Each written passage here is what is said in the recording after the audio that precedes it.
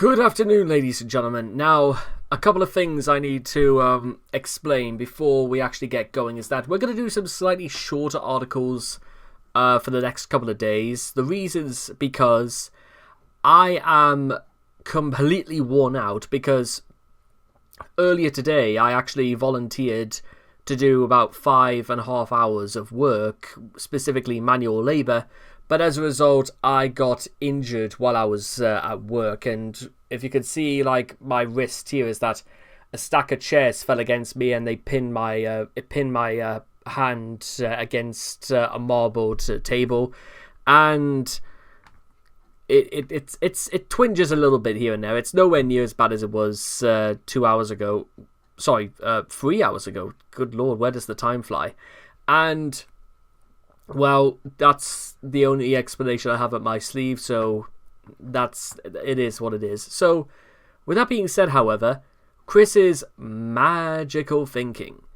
The spirit of Paddy will have his soul for dinner tonight. She will be haunting your nightmares, Mr. Larry. Chris, in his aspect, is a horrendous joke. It seems a little bit extreme to have, like, the ghost of your dog saying that she's going to devour somebody, but that's going a bit farther, isn't it? I also believe in psychic powers. Have been developing some for myself with binaural beats. I am literally bending paper with my mind waves, and I can only get better with daily practice. I would use my powers for good, including the possibility of levitating myself to fly. Chris suggesting that's good. Those are good for what? And by the way, this is Chris's emails to Doopy Duo, which was basically the beginnings of Chris thinking there were such things as alternate dimensions. So that's generally a good indicator as to like how far we've come and how far out to sea Chris has gone. Magical thinking is the belief that one's own thoughts and rituals can influence reality. The behavior is common with young children in the egocentric stage of development until they age out of it after developing cognitive thinking. Chris, on the other hand, maintained a habit of magical thinking well into adulthood. Examples. Curses. While Chris has used the Kamehameha in reality, he never took it too seriously, at least until he used it on Liquid Chris in a video. With the kidnapping of Liquid, he then realized that he had the power really to curse people. He also developed a new ability to bless people via the Forgiveness Blessing skill, though his attempts at trying to forgive people are very, very, not really, to say the least. He honestly seems to believe that these powers are real, even stating in one video that if it works, then he knows he has the power.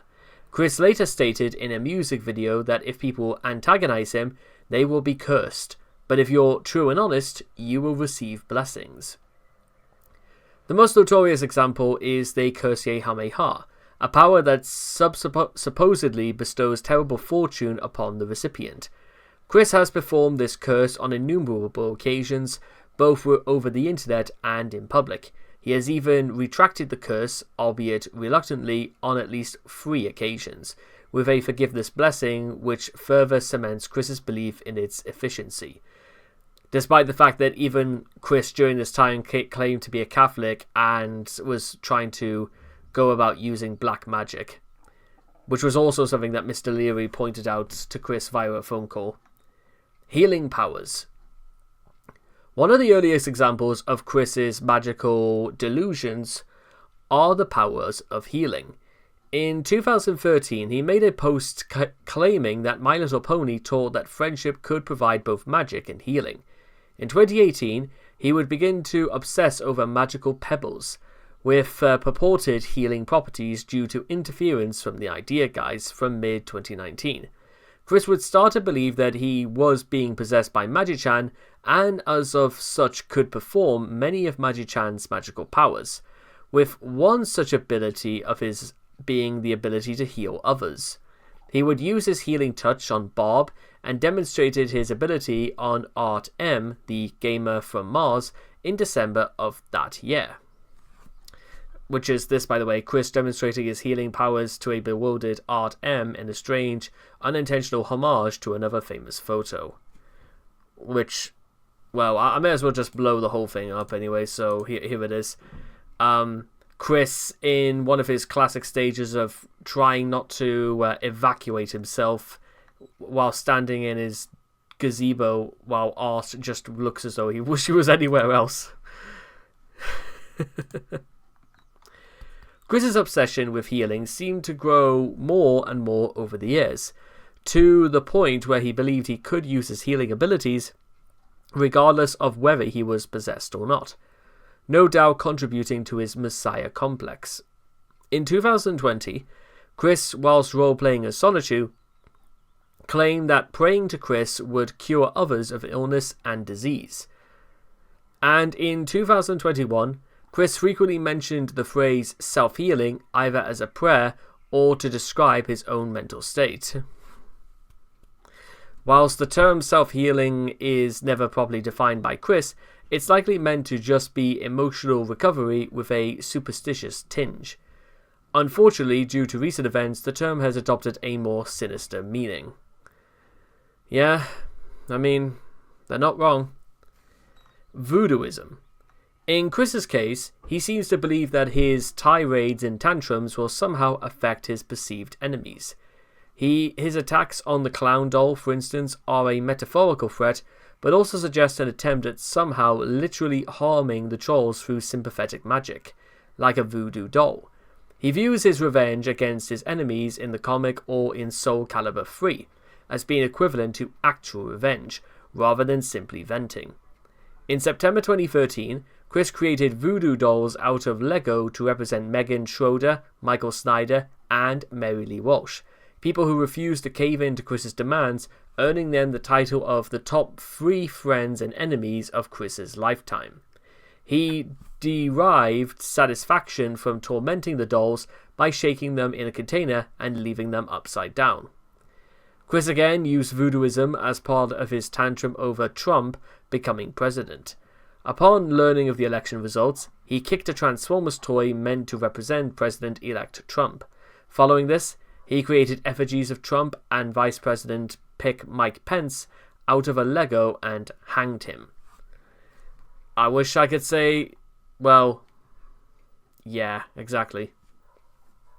The Spirit Realm. The world of Quickville is also a spirit realm, where Chris is almighty and can create and shape it as he pleases due to his powers of creativity. It exists outside but parallel to the real world, and sometimes Chris seems to have honestly believed that it's a real place even if it's just imaginary. The idea of this spirit realm became more valid when, in a video, Chris claimed that the soul of his dead dog, now living in Quickville, would devour Alec Benson Leary's soul and haunt his dreams forever. Sorcery.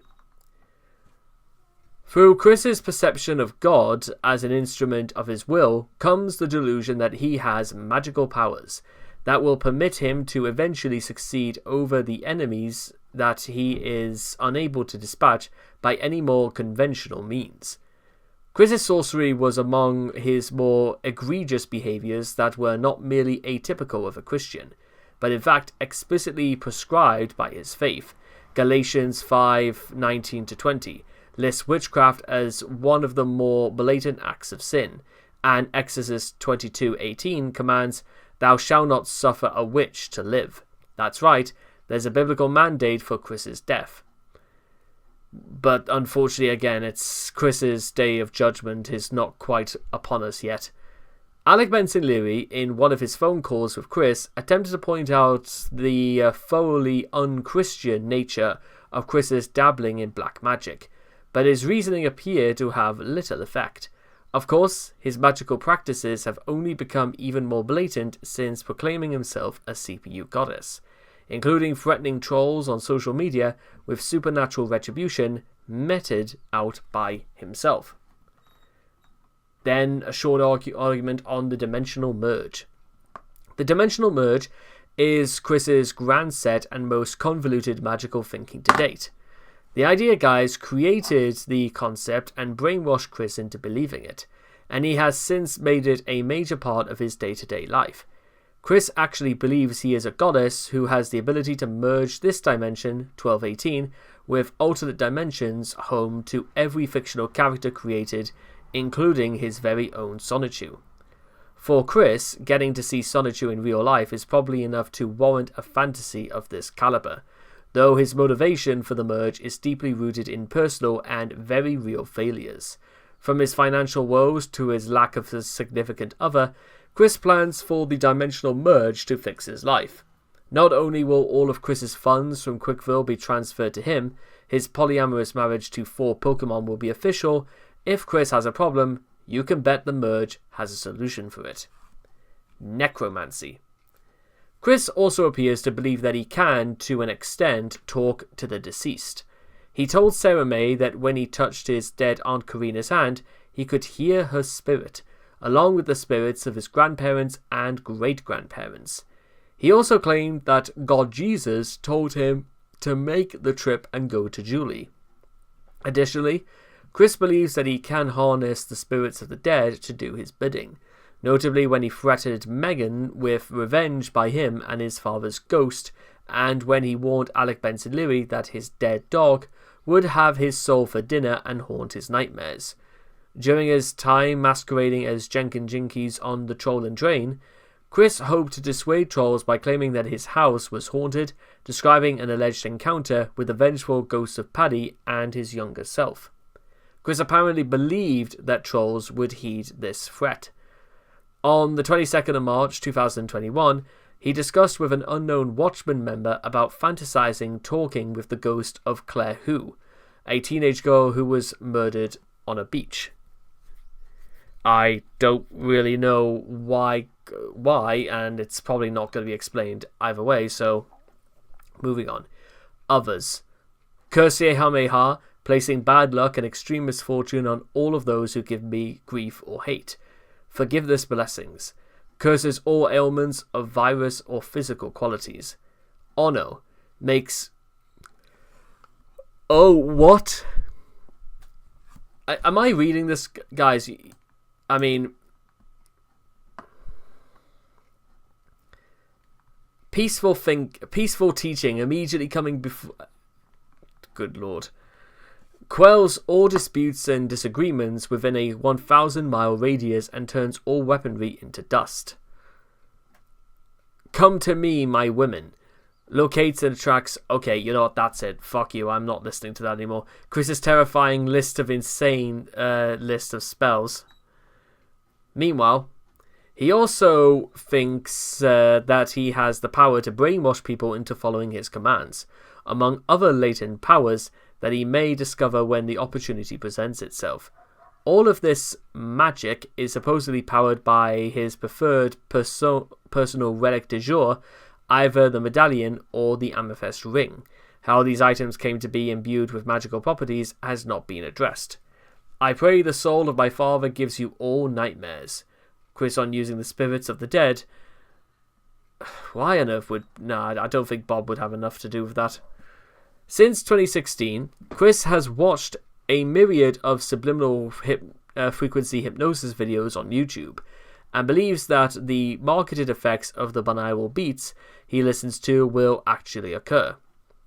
These videos promise bizarre results, such as attracting love, becoming a hermaphrodite, and learning telekinesis.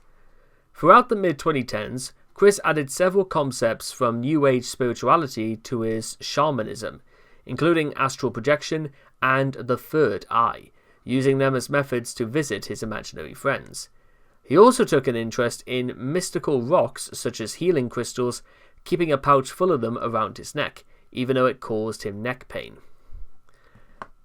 Way to go, Chris. Genius level IQ, too much water. More recently, Chris now appears to believe that he can snap objects out of existence, claiming that he had apparently phased out of My Little Pony toys in a Walmart and Target from reality. It's only because, G5 was a thing, so that's the only reason Chris was bringing this up. In a social media post from January 2024, Chris was asked why he couldn't just will the extra episodes of My Little Pony Gen 4 into existence. He simply replied that it takes time, given that Chris is not above trying to talk his way out of questions or situations that bother him. Even at the expense of consistency, this hand wave should be taken with a grain of salt. Psychological analysis. When asked by a fan how he came to learn of his powers, Chris replied they were evidenced by Mary Lee Walsh's reputation going down. I have learned about the curses actually working firstly when I cursed the real-life Mary Lee Walsh. Then I later heard that her reputation at PVCC went down. Yes, mostly due to my references in the pages. But then things got worse for her, and even though I forgave her and her misdeed on interpreting my sweetheart search, I feel she definitely got what she deserved for her misdeed. Later, I cursed one specific troll, I forget who. Shortly later, I learned that that troll came down with a life-threatening ailment. Chris seems to believe this and almost seems proud of what he's done.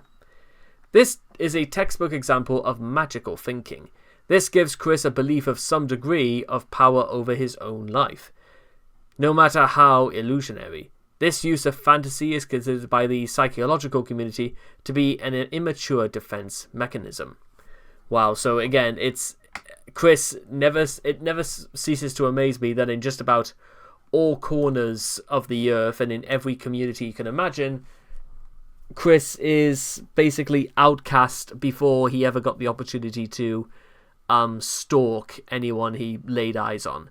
And that, ladies and gentlemen, was the entirety of Chris's magical thinking. Probably the only thing he could have relied on, since, at any realm of actual thought concrete to this world was just too much for Chris to handle. But I hope I can handle on you guys for sticking around and checking me out in the next video. Take care, and bye-bye for now.